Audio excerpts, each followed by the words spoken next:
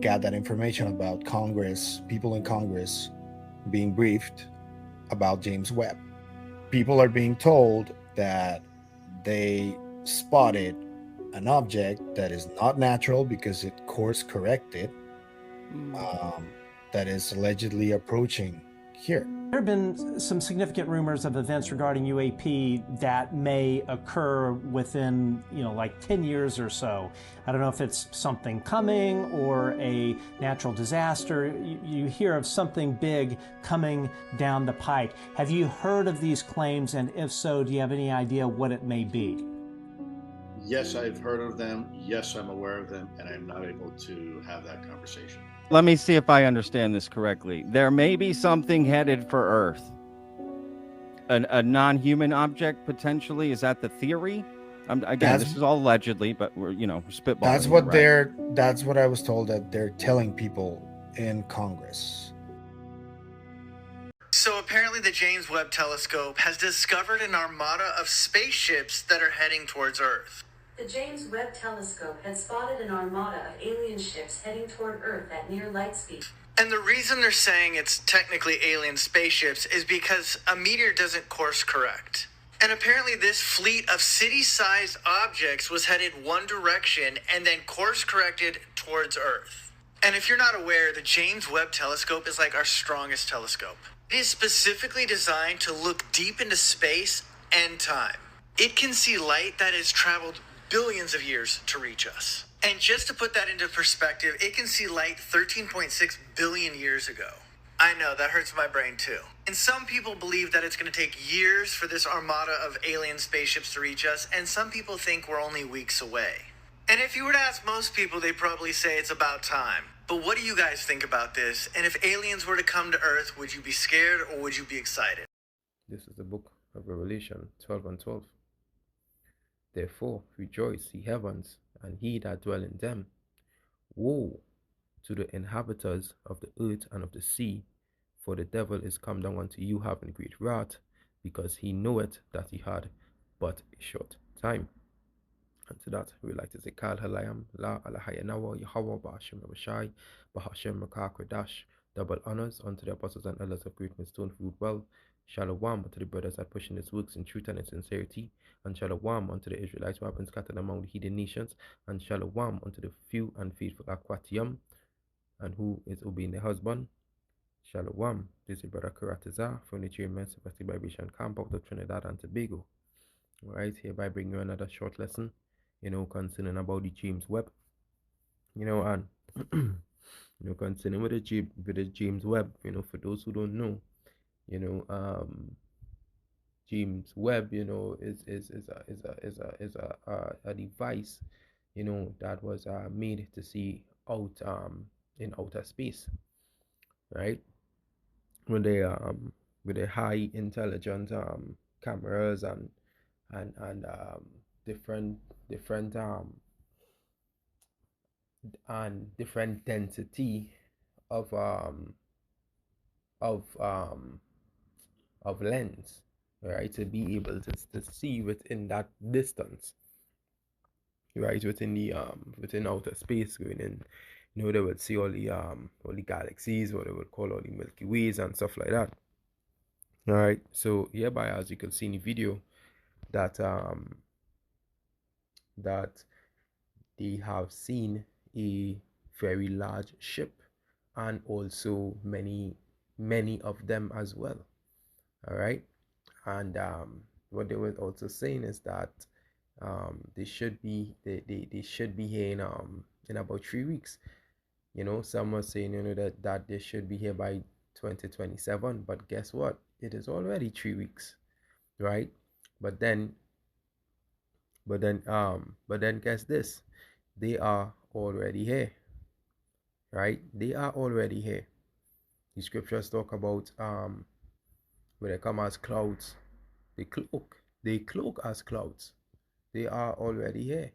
Well, I think you have already been seeing what you will maybe known as UFO sightings, as we know it as IFO, right? UFO stands for unidentified flying objects, IFO is identify flying objects, which is that we know what it is. The scriptures prove what it is as well. Those are the Lord chariots. All right. So here we know Revelation 12 and 12, right? So when they have all of their zone and the James Webb, you know, they seeing certain things beforehand, and this is why you will find that, you know, they will act on a lot of things very fast. You realize how things like the robots, you know, being advanced at a fast rate. Technology have been taken off by storm. When you look at the year coming into the year 19 I could probably be wrong, but when you look at the year coming into 1997, 1998, technology starts shooting off at a fast rate from then. When it come into the 2000s, into like 2002, 2003, technology, it shoots off like a rocket. All right, with all these phones, every 6 to 3 months is a new device coming out with some new features. Now look at where we are now. All right. So you can see that, and not just with the phones, but technology on a whole, in terms of the in terms of the weaponry for mass destruction, the nuke, the nukes, the missiles, the rockets, you know, and all these different things. You know, you have rockets that reaching into another country in less than 15 minutes. All right, you know, yeah. So you know, yeah. So he know what is about to come. He know his time is gonna end. That's why he know that he have a short time. All right. Let's get Daniel 5 and 26.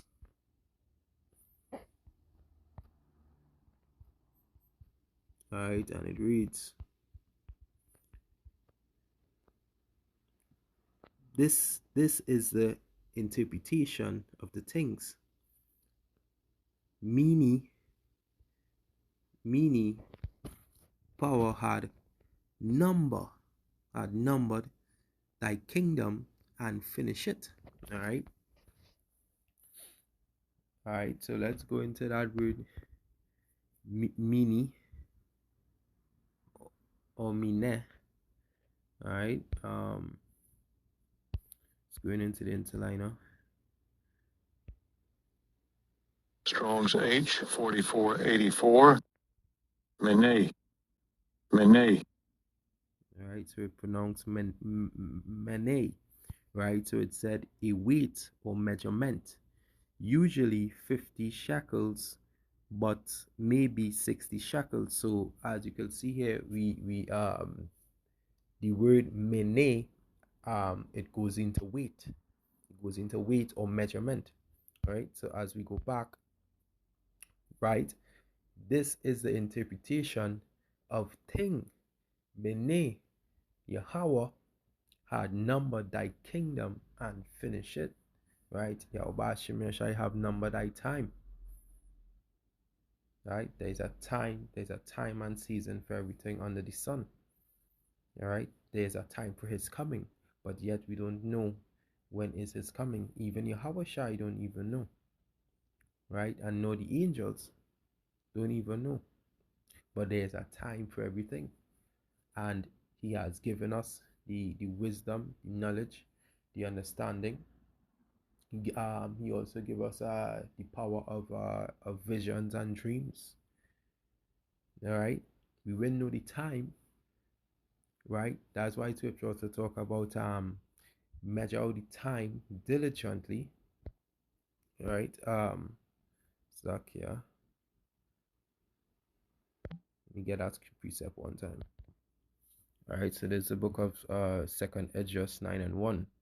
He answered me then and said, Measure thou the time diligently in itself, and when thou see part of the signs past, which I have told thee before. Right? So we, as humanity, Lord, we measure out the time diligently, but yet we don't know what exact date or exact time that he is coming. But he has given us, as I said before, he has given us the signs, given us signs. So therefore, when we see certain signs, we know, hey, Yahweh Shemir Shai is close.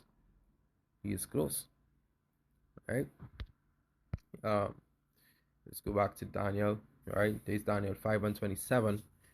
Tekel, thou art weighed in the balance and art found wanting. Right? So let's goes into that word tekel.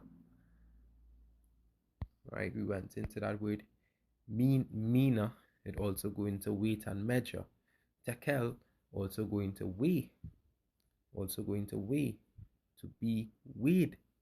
All right. So what that to and also I read at the bottom here, a unit of weight, shekel, right? So mina, as it said in scripture, right? So with mina, as we know, mina goes into weight or measure, right? So in this case, this verse, mina, so with mina could be for measure, and tekel goes into weight, right? Because as it said here, this is the interpretation of the thing measured. Measured, Yahweh had numbered thy kingdom and finished it. Verse 27, right? Tekel, right, which is thou art weight in the balance, because when you're trying to balance something, you're balancing the weight of it, you're balancing the magnitude of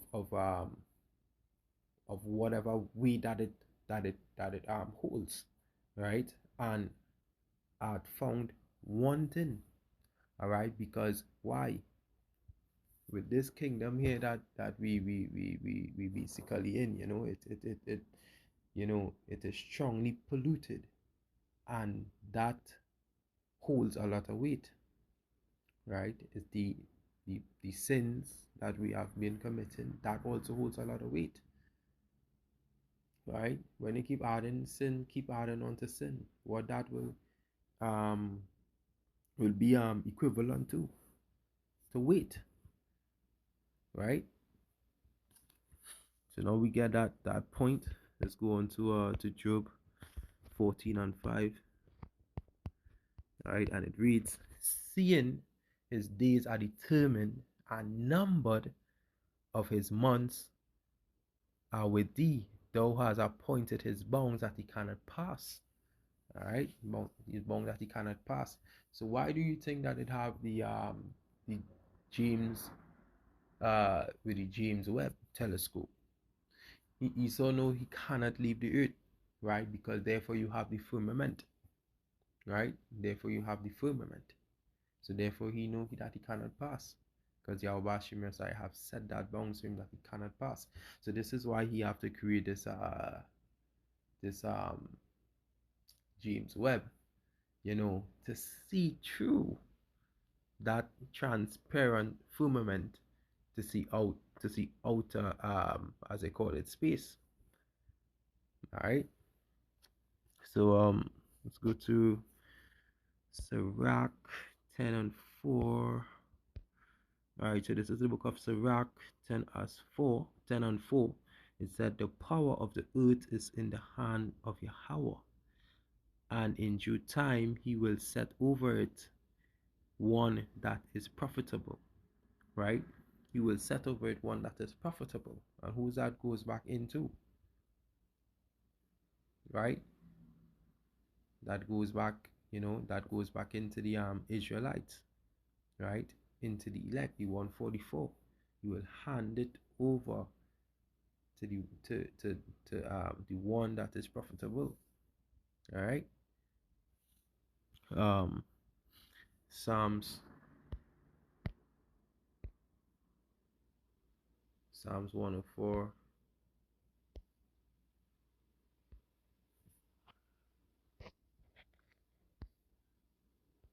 And 1 to 3. All right. It said, "Bless us." It said, "Bless Yahweh, O my soul, O Yahweh, my power. Thou art very great. Thou art clothed with honor and majesty." Verse 2. "Who covers thyself with light as with a garment, who stretcheth out the heavens like a curtain, who layeth the beams of his chambers in the waters." Right? These are the chariots, because they also dwell in the water as well. All right? "Who make the clouds his chariots." And my brother said earlier in the video, right? The cloak has clouds as well, right? "Who walketh upon the wings of the wind," right? Walketh upon the wings of the wings of the wind, right? How the chariot flying through the air, effortless, that effortless, momentum through those strong winds, upon that height, let's go to Psalms 68 and 17. Right, and it reads, the chariots of power are 20,000s, even thousands of angels. Yahweh is among them, as in Sinai in the holy place. So what they were saying in the video, they were saying that they have seen a big ship like a city, and it also have many other ships around it. Right? So you can see here in this chapter, the chariots of power, or the chariots of Yahweh, are 20,000s, even thousands of angels.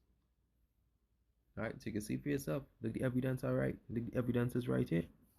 Right? The evidence is right here. All right, yeah. All right, there's Isaiah 47 and 3. And it reads, "Thy nakedness shall be uncovered, yea, the shame shall be seen." Now the shame shall be seen, all the heathens, Esau, all the wicked two-thirds as well of our very own people, I will take vengeance, and I will not meet thee as a man. All right. So basically, what he's saying is that, all right, since Esau, you want to proclaim yourself as a god, because when you look back since in the book of Genesis, for the sin he have committed by persuading Eve to learn the evil ways, with the evil doctrine. All right. Although she had although they had a